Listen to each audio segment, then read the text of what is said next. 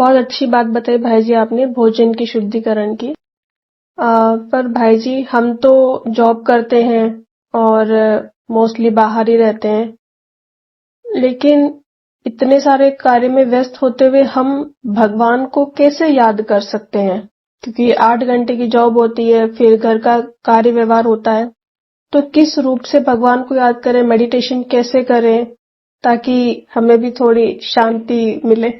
ये जो आपने पूछा है ना, ये एक सच्ची बात भी हो सकती है कि इन सब में उलझे रहते हैं तो कैसे याद करें, और एक बहाना भी हो सकता है कि हम तो इन सब में उलझे रहते हैं तो कैसे याद करें। पर मैं आपको एक उदाहरण बताता हूं। वो उदाहरण से फिर आप ही जवाब देना कि भगवान को ये सब कार्य करते हुए भगवान को याद कर सकते हैं या नहीं कर सकते हैं, फिर आप खुद ही बताना।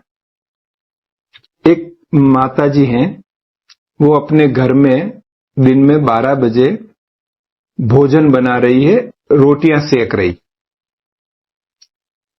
अब रोटी बनाना तो आप जानते हैं कि गोल गोल रोटी बननी चाहिए, और सामने गैस चालू है। अगर कोई कपड़ा टच हो गया गैस को तो बहुत बड़ा दुर्घटना हो सकती है। जो तवा है वो भी गर्म है, कहीं अंगुली तवे को टच हो गई तो अंगुली जल सकती है। इतना जोखिम वाला काम कर रही, ये तो बड़ा जोखिम वाला हो गया इतना। पर 12 बजे उसके बच्चे का स्कूल से आने का टाइम है और 12:05 हो गया है, अभी तक डोरबेल भी नहीं बजी और बाहर जो वैन की हॉर्न भी नहीं बजा। अब वो माता भोजन रोटी बनाते समय उसका मन किसको याद कर रहा है? जाहिर सी बात है भाई जी, अपने बच्चे को याद कर रहा है। पर इतना इंपॉर्टेंट काम कर रही है कि रोटी भी गोल बननी चाहिए, आग को टच नहीं होना चाहिए। इतना जोखिम वाला काम करते हुए भी मन बच्चे में लगा हुआ। हाँ भाई जी, बच्चा है तो माँ का तो रहता है कि मेरा बच्चा आया नहीं अभी तक, तो याद तो उससे जुड़ी तो हुई है। इससे क्या प्रूव हुआ कि भगवान को आप कुछ भी काम करो, आप कुछ भी काम करो, लेकिन आप अपने मन को कहीं और लगा सकते हो।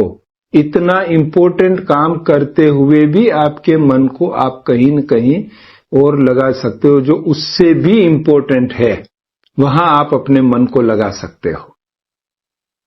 तो हम भी चाहे जो भी कारोबार करें, भोजन, ट्रैवलिंग, कपड़ा धुलाई, ऑफिस का काम, कम्युनिकेशन, बातचीत, ईमेल, व्हाट्सएप, जो भी करें, सब कुछ करते हुए परमात्मा की याद में रह सकते हैं। कब? जब परमात्मा का परिचय हो, सच्चा परिचय हो, जब परमात्मा से हमारा कोई संबंध जुड़ जाए,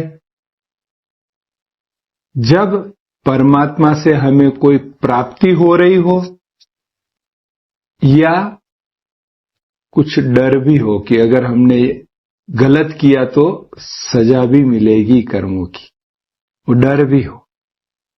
ये 4 चीजों का अगर हमको समझ मिल जाए तो हम हर कार्य करते हुए परमात्मा की याद में रहकर परमात्मा से शक्ति लेते हुए उस कार्य को और बेहतरीन तरीके से करके हम कारोबार कर सकते हैं।